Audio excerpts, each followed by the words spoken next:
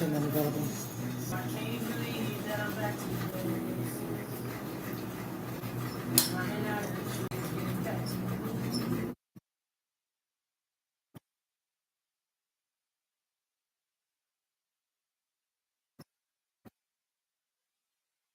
Good evening, everyone. I'm going to try to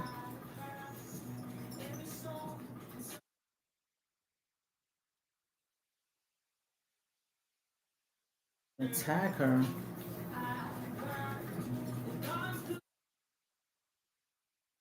I can't tag her on here. I don't know why. That's so weird. Well, good evening, everyone. Good evening. Today is a May. I still got my calendar. April. It hasn't been in a while. Today is May 7th. So we had those kind of April showers and still getting those showers. So they said we need rain. Send the rain, Lord. Send the rain. So I think I'm on the 15th.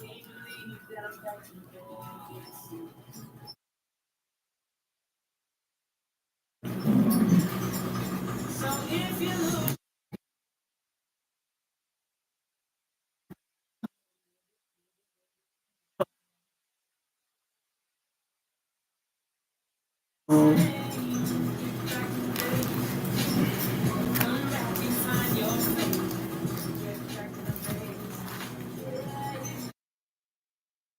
that means what time? Oh, there you go. There you go.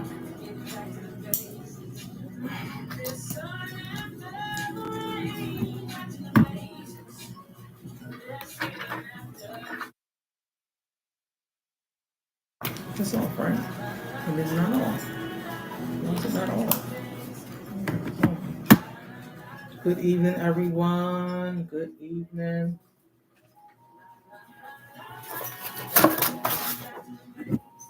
Tonight should be a juicy show.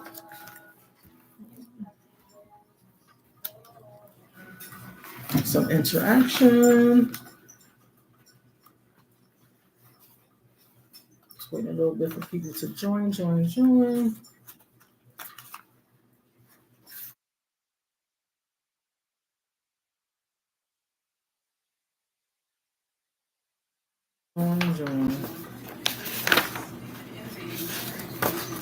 Hey, Miss Carla. I hate when that thing says poor connection.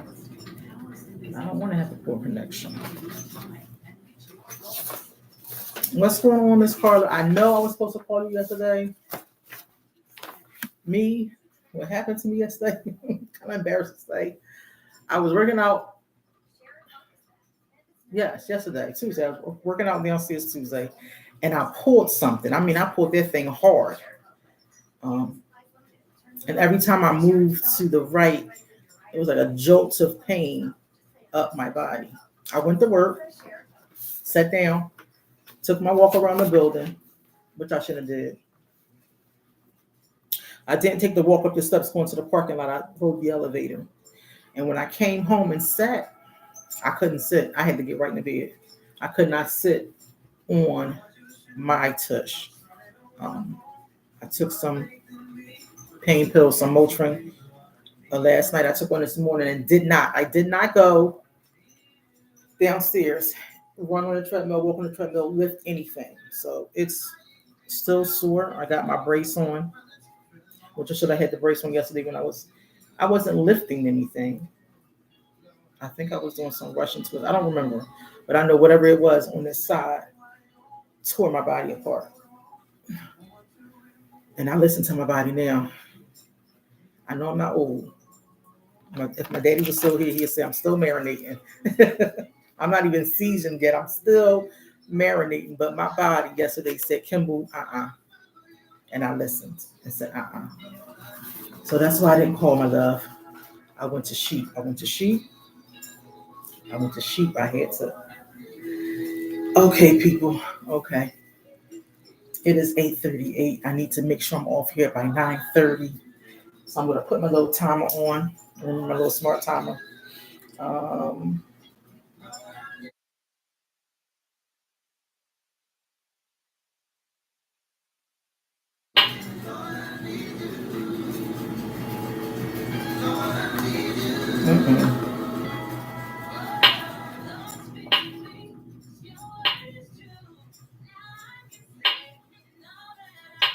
I'm sorry, that I was just making some noise.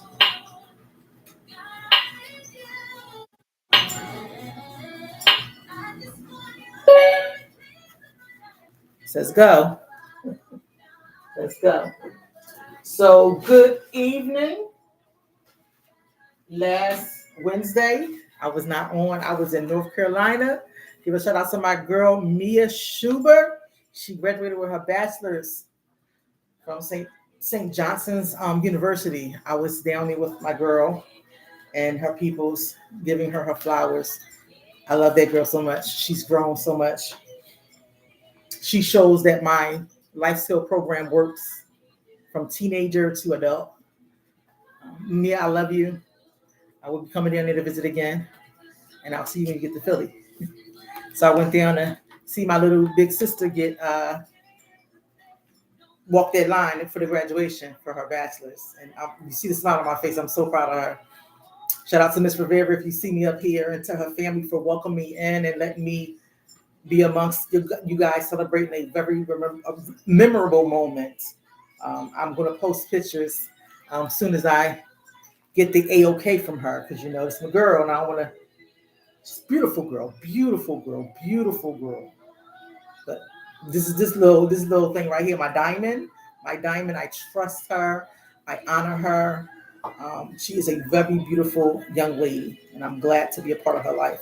So that's why I couldn't do live last week, because I was at, this Wednesday. I could have did it down there, but she's like, Miss Kimble, you're not working. You're not working while you're down here. I got a little something done, but as far as she had my undivided attention. I was her assistant, doing whatever she needed for me to do to assist with. And so I'm glad I went down there early. I left here at 5:30 in the morning on Wednesday, and I got there like 7:30 in the morning, and it was so beautiful. It was so beautiful. Even her friend graduated with us. I took some pictures of him too. So it was an awesome thing to do. So Miss Carter threw up them blues, them blue hearts. What did I throw up today? I think I threw up a yellow and a pink. I doubled it today. I'm doing great, and I'm having some harmony and balance in my life. These two right here. See the smile? See the glow of my skin? See the glow of the smile? I'm doing great, and I'm having some harmony and balance in my life. I wouldn't say God took some things away, because I'm always busy, but God said, Kimble, some of the things you have on your plate, it ain't time for it to manifest yet. And when God say it ain't time, I shut it down. So there's some things that's not manifesting yet. You got to take it one step at a time. And because it's his plan and not my plan, I need to listen and not go before him for something to mess up. So I'm listening to my Father. He said it's not time yet for some things. So got those things off my plate. I feel a little bit better, harmony and balance in my life, and I'm following his guidance, his direction. So let's go ahead and do our feelings thing today. If you're feeling great, we have that red heart. If you're feeling great, put up those red hearts. You're feeling great. It's called, you got them light blue hearts. If you're okay, if you're feeling okay, put up the blue hearts. You're feeling okay. It looks purple, but it's not. It's blue, right? If things are tough and you're struggling, put those green hearts up there, and I will reach out to you. Please DM me. Just put a green heart, or just message me, and I will get back to you in any circuit that I have: YouTube, Facebook, and Instagram. If you're having any, tough times and you're struggling, put the green hearts up there, and I will reach out to you no matter what time. And I apologize. Last time I was on here, I said I was going to leave my business number, and I did not. I think I posted it in the chat. I'm unsure. Purple heart. If you're having a hard time and you wouldn't mind someone to reach out with you, purple heart. This is the purple heart. Now this looks blue on YouTube, but it's purple. If you wouldn't mind somebody reach out to you, message me again. I can connect you to some links, some lines you can call, get you some resources if you're having a tough time. Okay. And we have our broken emoji red heart. It's a broken emoji red heart. If you're in a really dark place. If you're in a really dark place and it's urgent and it's emergent, I need you to call 988 immediately. You can always share and watch this later. You are my personal concern. So if you're having any thoughts of being in a really dark place and it's emergent and immediately and it feels really heavy on you, please dial 988. I'll still reach out to you, but I need you to talk to somebody swiftly. Pink, again, if you're having some harmony and balance in your life, you're meeting your goals, you get up, you're going through what you need to go through. Today is Wednesday. If you're getting over that hump, it's tomorrow, you're surprised it's going to be Thursday. Put up them pink hearts, pink emoji hearts, if you're having harmony and balance in your life. Yellow, meh. You're not feeling it. You're not into it. You just, meh. Put up those yellow hearts. Or white hearts, if you're having some balance, some minimalism in your life, put up the white hearts. The white hearts here.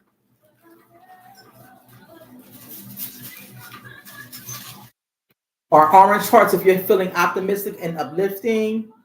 You're in line. Your physical, mental, and spiritual are in line. You're optimistic and lifting. You did yourself affirmations this morning.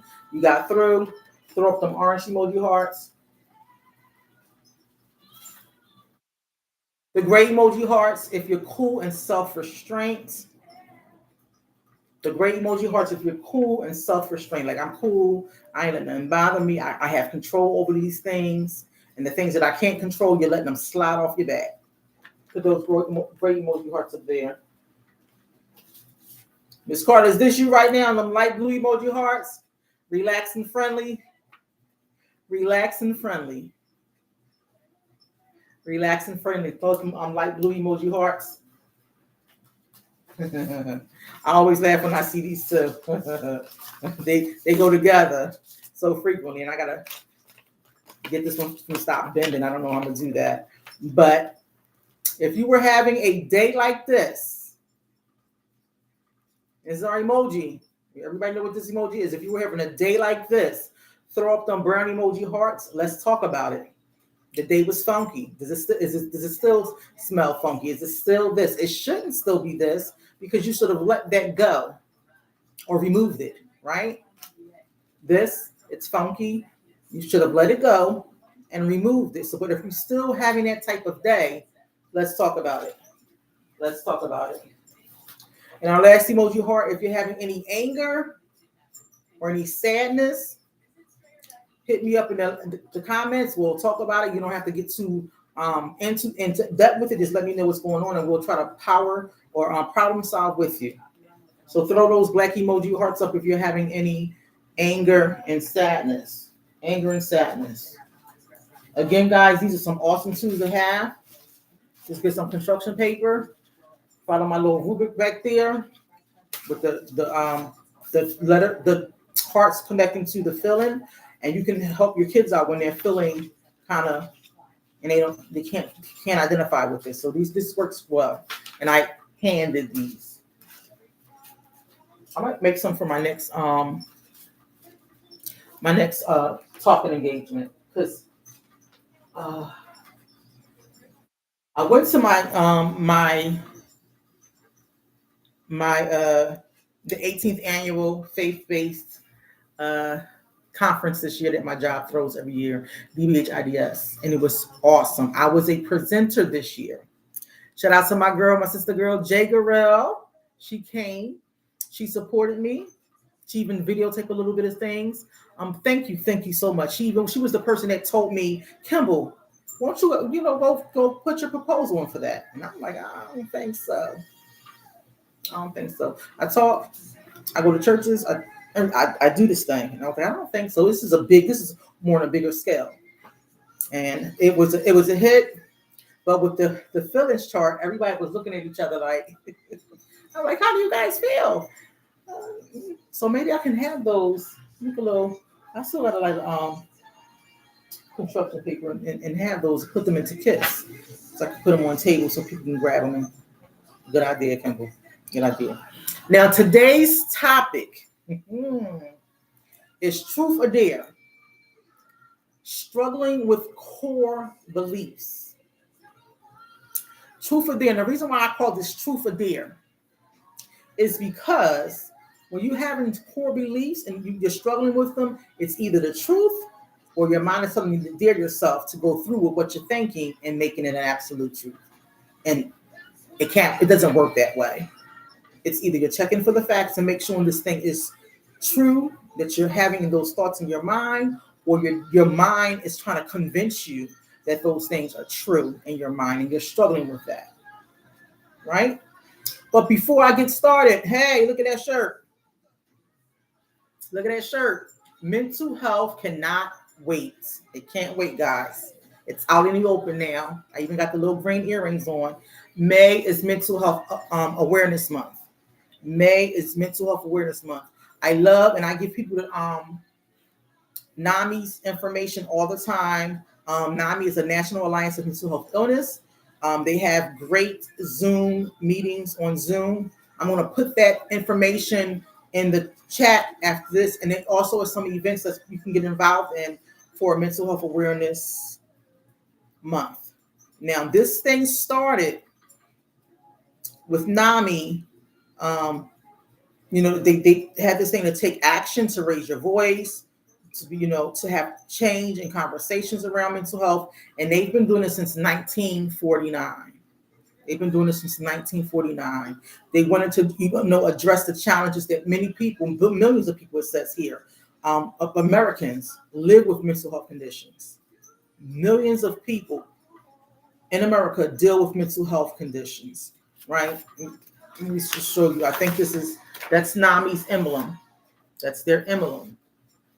I love NAMI. I love it. I give it to people all the time. Hey, Glow. I give it to them all the time, the information. So in 1949, they highlighted what was important about mental health, their mental well-being, how to educate the public, how to reduce the stigma around mental health, and how to promote support for those affected by mental health conditions.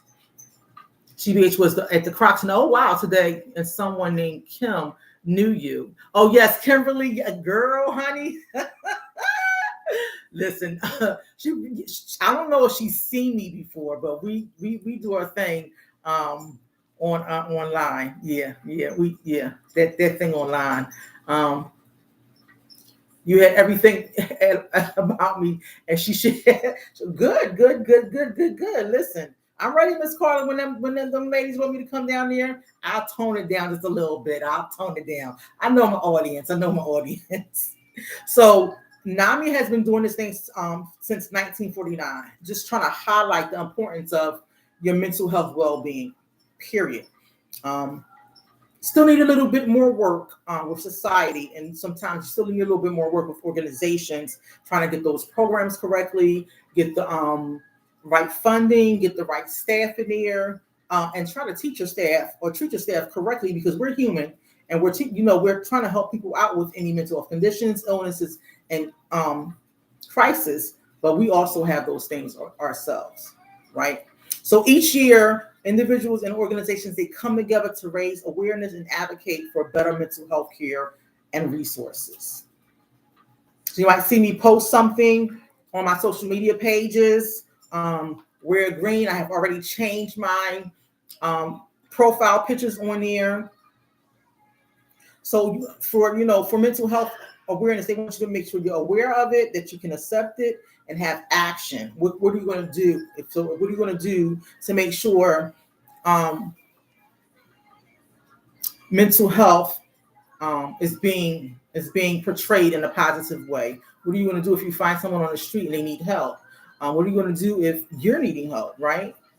So this is a whole system. Like I always say, the body can't live without the mind can't live without the body, and the body and mind can't live without the spiritual. Okay? Now, guys, let's get into this juicy topic. Truth or dare, struggling with core your core beliefs. Core beliefs. I want to make sure everybody understands what that is. Your core beliefs are deeply ingrained fundamental ideas that shape a person's understanding about themselves, others, and the world. So it's a deeply ingrained fundamental idea that's in your mind. It's in your mind that you can understand about yourself, about others around you socially, and about the whole entire world. Now, often your core beliefs get formed in early childhood. These thoughts get formed in early childhood. They're powerful and they can significantly impact your mental health and your overall well-being. Your core beliefs. So just think, I'm going to give you two situations before I get into all this other rubric stuff we have here. I like to give you. So I'm going to give you two situations about core beliefs. The first thing is two people with two different core beliefs receive a bad grade on a test. So two people took a test, they both received a bad grade. Person number A thought this: I'm a failure. The thought was, of course I failed. Why bother? The feeling was he was depressed. The behavior, they made no changes. The core belief is I'm a failure. That's the dip. I'm a failure. So I knew I was going to get a bad grade. Why even try? Why even try to study? Why am I even in this class? And they're not going to make any changes. They're depressed. In their mind, I'm not going to do this again. They might even stop going to school because of the core belief that I'm a failure.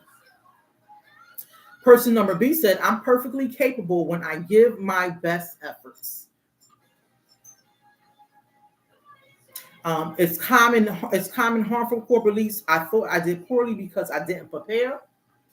The feeling was disappointment, and the behaviors plan to study before an exam. So person B failed the exam as well, but they know they're capable when they put in their best efforts. So they wasn't beating themselves up. Well, maybe I didn't study for this test. No, I'm disappointed that I didn't study in this test. I'm probably disappointed in myself because I ain't have enough time. But if I have to take this test again, I'm going to plan to study for it. See those core beliefs? One is real rigid. Now, somebody may have told this person that they were a failure. You ain't going to never amount to nothing in your life. You're going to be just like your daddy. Some women used to hear their parents saying or their grandparents saying, you ain't good for nothing but laying on your back. Being unworthy. These are core beliefs that we get as children. So foundational, most central and enduring beliefs about oneself, others, in the world.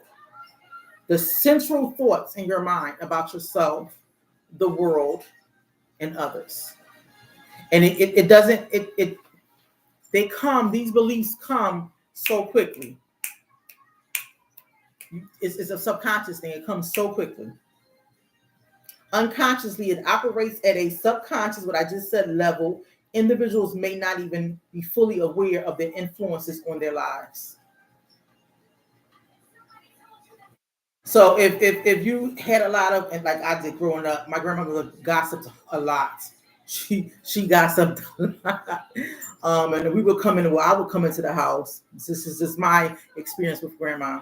I would come into the house and she'd be on the phone with her girlfriend, just talking, clacking. She's talking on the phone and she's looking out the window. Yeah, the neighbor over there, I don't never see them putting no groceries in the house. I don't know how they eat. Grandmama was new to see. But not only was she talking about the neighbor, you come in the house. Yeah, she just came in here. I don't know what she thinks she got on. This is the odd one. She's an odd one. I don't know. My grandma would talk about you in front of your face like you weren't there. And so me growing up, because I was the oddball, the odd one, I always thought people, if I came into a room and people were having a conversation, I thought they was having a conversation about me. And I would walk right back out. Or I would sit there and be angry and be thinking stuff. I wish one of them would try me. I don't care if they talk about me or not. I'm still here because of what I grew up with. Get it? But core beliefs can be impactful and they can have a significant impact on your mental health, influencing your emotions, your behaviors, and your overall well-being. This can lead to social anxiety. This can lead you to isolating yourself. This can lead you into thinking, when they say all men and all women, all black people, all brown people, all Asians, all, you're thinking the whole entire world is that way. Everybody. It can shape how people perceive situations, react to challenges, and navigate relationships.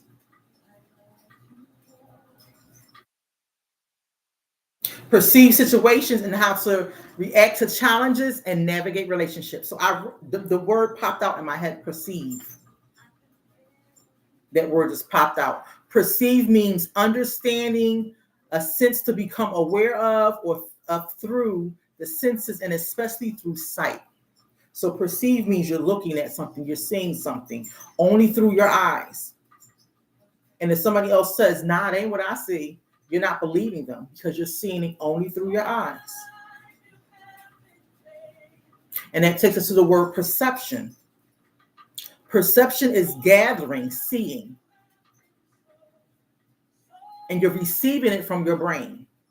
So perception is gathering the images or the thoughts, and then your brain is processing it. Perception is identification and interpretation of sensory information in order to represent and understand the presented information or environment. And I said this is going to take me to two levels to do this, because I got a lot written down here. I want people to understand what core values is, because if you understand what people's core beliefs is, you'll understand how people grew up. You'll understand how people react and react to things, behaviors and stuff like that, and how they have these broken relationships, even good relationships with people. Core values doesn't have to be something negative. Remember, the other person that took this test said, I'm perfectly capable when I give myself the effort. I should have known that I should study for this test. Now I may have had to pass it. So some core beliefs are good core beliefs, but a lot of core beliefs that we see when you're coming into therapy or when you're in a crisis, they're negative, and they're only negative towards you, other people in the world. So again, perception is gathering and receiving information. It's the interpretation of information in order to represent an understanding of what's presented to the person in the environment or outside. It's also the process by which the brain organizes and gives meaning to the raw data. I told you I'm a nerd. Received from our senses. It involves both bottom up sensory and input and bottom down. So it's bottom up and bottom down. So it's a prior knowledge of expectations processing to create conscious experience of the world. Now, this is of the world. You have to make a conscious experience of the world, meaning you have to go through some things. So as children, we may have went through some things. Hey, Mr. Edward Burgess, we went through some things as children. All of us. I don't care if you're 85. We went through some things as children. There was an era. There was a time. Something happened. Maybe in 5 years, 10 years, some worldwide news happened. Something happened that all of us went through. I can say now, everybody that I know went through COVID. No matter if you're a teenager, a baby, an old person, elderly, everybody went through COVID. It was for 3 years. And in those 3 years, you learned so much about your family. You learned a lot about the teachers. You learned a lot about the health system. We learned new things with COVID. We learned how to get to a pandemic. We learned that we were all human. We all bleed the same, and we all need the same thing. We learned that doctors, nurses, EMT workers, police officers, cashiers, we learned that they were all essential people in our lives. Those people that we thought had those minute jobs, we learned that they were essential workers. We needed our Walmart people. We needed our people in the market, because without those people, we could never do anything to keep the city running. So we learned a lot with COVID, how to survive COVID. We learned how to be humble with COVID, because if you were married, you had to be home all the time. And some people's got divorced and separated because, I didn't want to be home with my wife all the time. I can't stand my husband because he chews with his mouth. Things happen with COVID. So we can all know that with COVID, we all learned some things. And some people still are, I go to yellow, having some issues with coming back into COVID, even after this. I think it's 4 years now. Some people still wearing their masks. Some people are not going outside. Some people develop agoraphobia. Some people just want to go to the doctors through telehealth. They still get their food ordered through the mail. So we still going through some symptoms, spotty symptoms of COVID. I also wanted to put down here is a sensation. So perception and perceiving is a sensation, is a detecting of stimuli beyond sensory receptors, again, in your eyes, in your ears, your skin, the transmission of information that leads to your brain. So there's the three feeling things: eyes, ears, skin. Your skin will crawl. You're hearing something that you're hearing something that's not even real.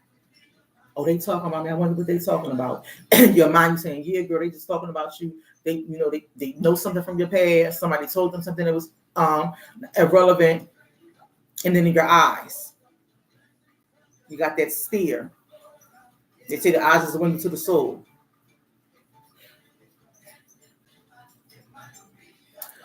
Perception, the brain interpretation of the sensory's input, giving it meaning and making it conscious.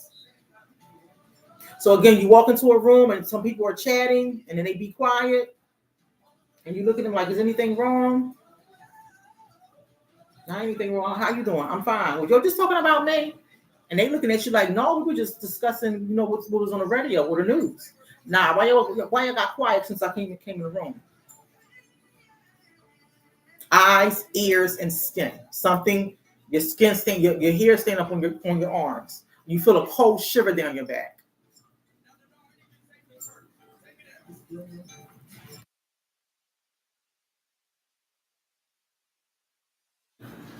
Now I'm going to tell you what are some signs of mental health illness that's dealing with these core beliefs. Feeling anxious and worried. Most people get worried or stressed from time to time. Kids get stressed too. They get stressed too. I just talked about that other day. They get stressed. Kids want peace of mind just like we want peace of mind. Once they get to a certain level and maturity in their minds, they don't want to come home to their dad and their mom arguing, or to their mom arguing with their boyfriend, or their dad arguing with their girlfriend or stepmother. They don't want that. They don't want the loud noise. They don't want the weed smoke. They don't want the drinking. Kids want peace of mind. They want their home to feel safe and secure, just like we do. And they may not want to clean their room. They may not want to wash dishes like we tell them to, but they want peace of mind. They want to feel safe and secure in their homes. Children do. And that's just youngest too. Some kids, you try to get them not to sleep with you anymore in your bed. You put them in their bed. By the time you go to sleep and you're rested, the kid right back in your room. They don't feel safe and secure in their room. They want to be right with mommy and daddy. They feel secure and safe with mommy and daddy, or grandmama or papa. Feelings of depression or being unhappy. These are in your childhood. Children can be depressed and unhappy in their childhood. Emotional outbursts. We call these temper tantrums, or what they call the terrible 2s, 3, 4s, and 5. You know better. But those emotional outbursts, we have a lot of them. Sleeping problems, being more quiet or withdrawn than unusual. Sometimes it's substance use, and this starts at a young age. Substance use starts at a young age. It just doesn't happen when you get 21 and you're old enough to drink, and sometimes it's 25. Substance use starts, and I wouldn't say use, I would say experiment. And so when I ask people questions about substance use, I say, have you ever experimented with any drugs or alcohol, past or present? Because use is continual, or abuse is continual. And some people shy away from that question, because that's another thing that we look at as negatively. some things, because sometimes people use them for recreational uses, and we know that cannabis is legal in some states. It's not legal in Pennsylvania yet, y'all. I say yet, it's not illegal. They're trying to figure out those legal loopholes they got to get through. But they do have some dispensaries around. So I don't say abuse unless you're giving me your history of what that was. I ask you, have you experimented with any drugs, alcohol, past or present? And if you give me the information, because I don't want to put a stigma or a label on anyone. And then you have the feeling guilty or worthlessness or worthless. And all those things happen around childhood. Now, with that, extreme mood changes or highs and lows happens.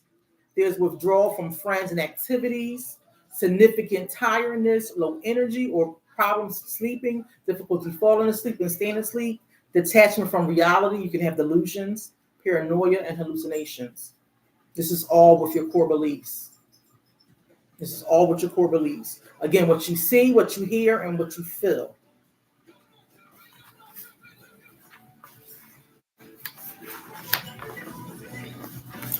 Understanding core beliefs. First of all, I said, you have to still have that self-awareness. And this is what I get to with that self-awareness. When somebody tells me, oh, that's how such and such is.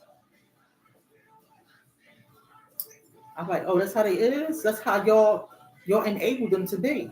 Because this behavior started when they were a child. And then at the end of adult, you're still letting them act like that? Children don't know any better. You teach them. You can't just stomp around Maisha and get what you want. No, Johnny, you can't just cry and scream to get what you want. That's not going to work in the real world.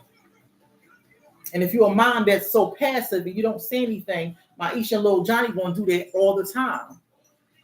And when they grow up, and if there's a authority figure, a teacher, a supervisor, a police officer, a judge, telling them, no, this is the law. This is the way how normal people are supposed to behave and act. They buck at them. They get so defiant because parents didn't teach their kids that's not how you're supposed to act. Or again, remember, core beliefs are not just negative. If your child if they're an only child, or maybe it's a couple of them, and you give them everything they want, you never say no to them. Even when they're having a behavior, here, take this, you'll be all right. Here, take this new iPad, take this new iPhone. You're giving them things. You've never told them no before. They grow up and they think everything they ask for, they're supposed to get. They're supposed to have. And that doesn't have to be just I'll say materialistic things. They can stay out later. They have you all a little loose on the rules. Those things. Your children will grow up saying, oh, I was never told no. I get whatever I want. And we know that's not possible unless you want to work for whatever you want to work for. We know you can't get whatever you want. Your needs and your wants are two different things. My grandma has always taught me that. Your needs and your wants are two different things. So you have to be self-aware. Recognizing core beliefs that can help individuals gain a better understanding of their own thoughts, feelings, and their behaviors. So when you come to me and say, oh, that's how Maisha is. Maisha, that ain't how we roll here. We don't do that here. Let me get down to my eye level. Look at me. Look at me, Maisha.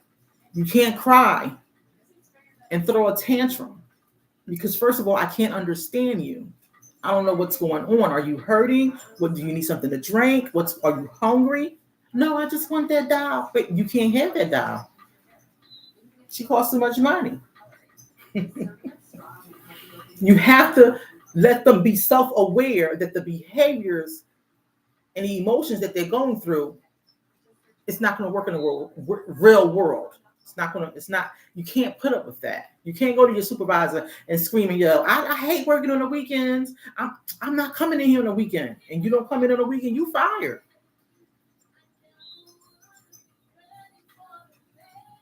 Boundaries. The other one is personal growth. If you can identify the challenges that's helpful that's unhelpful core beliefs, you can facilitate positive change and promote personal growth. So you're able to identify your challenges of what's, the unhelpful core beliefs. Let me get the book real quick.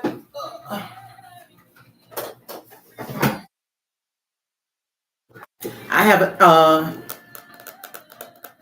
an exercise in here for what's helpful and not helpful.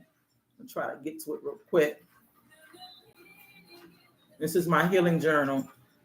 It's back here.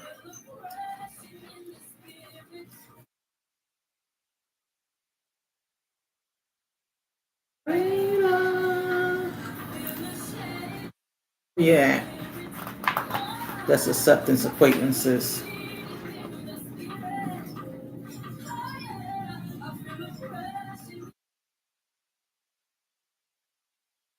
It's preparing me. So it's, if you can see it, it's one slot that says unhelpful and one that says helpful.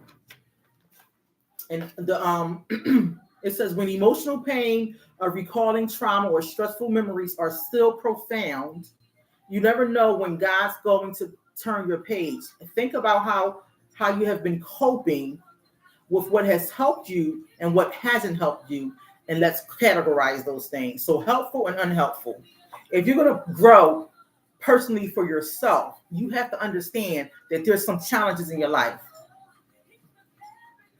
You can't just give people your funk all the time. That'll push people away. Like, nah, don't really mess with her like that. Or, don't set him off. Anything will set him off. Push people away or be standoffish to you. And you'll be like, you have a little bit more friendship than I have. You're closer to them than I am. What's going on? And somebody gonna be like, your attitude stink. You're like, what? Yeah, your attitude stink. They don't want to do projects with you. Matter of fact, this person doesn't even want to work overtime with you. They'll go home. I don't want to work overtime with her. She always got drama. He always got, he always negative. So you have to identify what your challenges is within yourself. And see, this is what therapy is. Therapy helps you identify things within yourself. And are you ready for those things? Are you ready to uncover those things? Are you ready to be vulnerable about those things? See, in my childhood, my mom used to talk to me like I wasn't nothing. Some people, some children that grow up to be adults don't like their parents. They don't speak to their parents. They wish their parents were never there. They were born, but because they had a horrible childhood. Either the parents was too rigid. I know that was me at one time. I was too rigid. It was my way, the highway. Or the parents themselves went through something in their childhood and they didn't heal and have a self-awareness with themselves. And now that's a generational trauma or generational behaviors, I would say, that they're getting passed down in the family. And some families like, yeah, my whole family messed up. I'm like, yeah, we working on our stuff. My family working on their stuff. We're working on it. So if you want personal growth, you have to identify what your challenges is, what's helpful and not helpful. And start giving this information to the people that love you. So then you won't be bleeding on them or putting too much on them. Or at one point in time, your family, friends, your significant other, they're going to take you over there. They're going to take you with a long-handed spoon. You have to understand your mental health. I almost poured this out, honey. Your mental health. Understanding and addressing negative core beliefs can be crucial for improving your mental health and your well-being. Imagine every time you walk in a room and you see 2 or 3 people talking, or you go to an event and you see some of your friends there and they at the event, or some of the people you work with at the event, and you see them, they see you, but they don't stop talking. They're still having a conversation with this person over here. You think they're talking about you. Everywhere you go, you're having that thought that they're talking about you. And sometimes in a negative way. They're gonna stop inviting you to places, and then you're gonna stop going because now you isolating yourself. You feel every time you go somewhere, every time you go out, your name come up in somebody's mouth, and it's not true. It's not true. I had a hard time dealing with that with my grandma. And I was called the drama queen. She's just a drama queen. She all drama. She want attention. I'm like, what? I don't want attention. Not the attention that you don't want to give me. I don't want that. So it's very crucial. It helps you to improve your mental health. The things that you think, the things that you feel, the things that you say, and your well-being. Core beliefs are foundational assumptions that shape our understanding of the world, the people in it, and guide our actions, making them a powerful and important aspect of human experiences. And that's my red telling me to stop, guys. I have to listen to my little timer. She's on red. So I'm gonna leave you guys with this: assumptions that shape our understanding of the world, the people in it, and guide our actions, making them a powerful, important aspect of our human experiences. If you had bad experiences as children and you weren't able to process that and go through it, or you held it in, you felt numb and pretended it didn't happen, you're going to have those same reactions as an adult.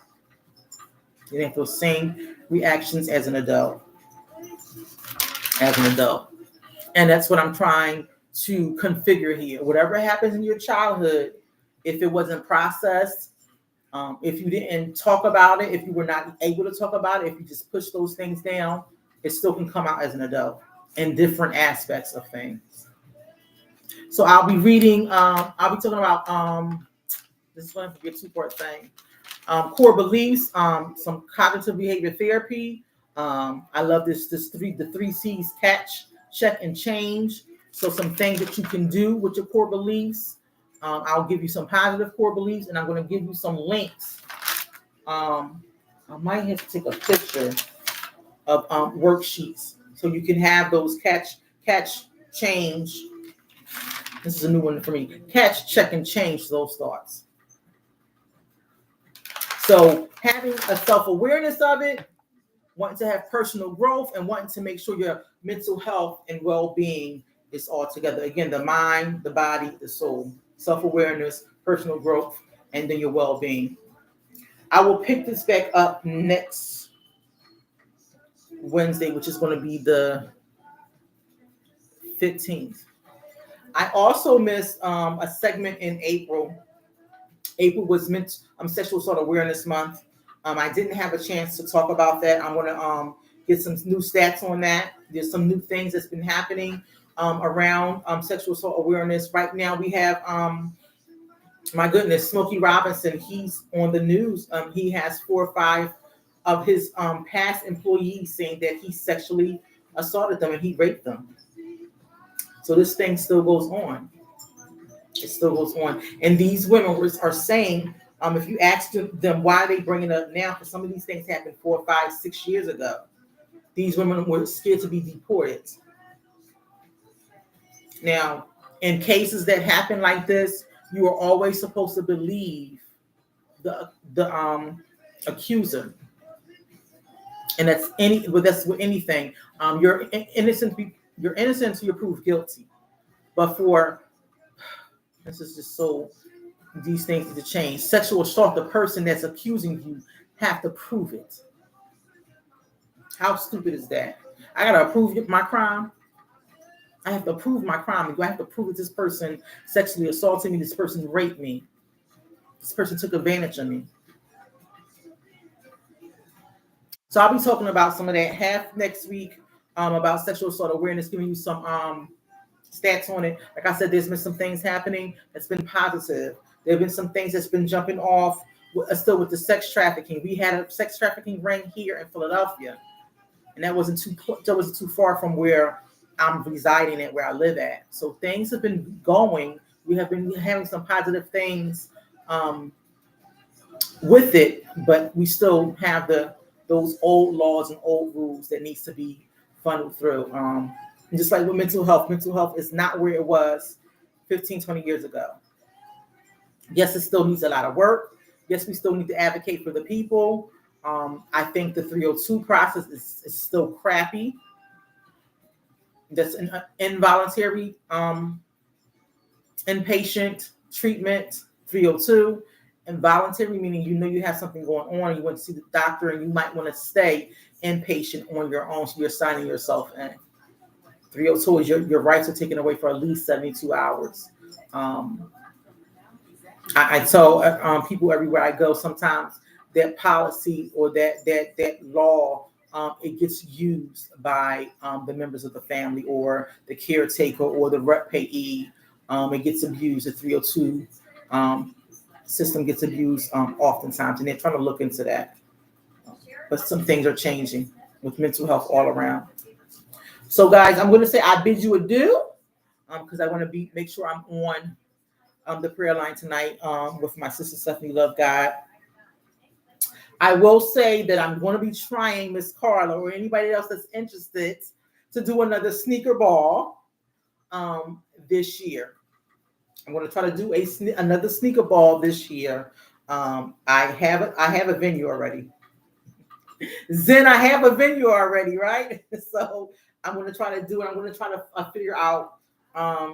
Should I do it before we have the kids go back to school, or should I do it in the middle of like July or something like that? It's hot in July. So, and if I should do it in July, I only got 1 month to plan.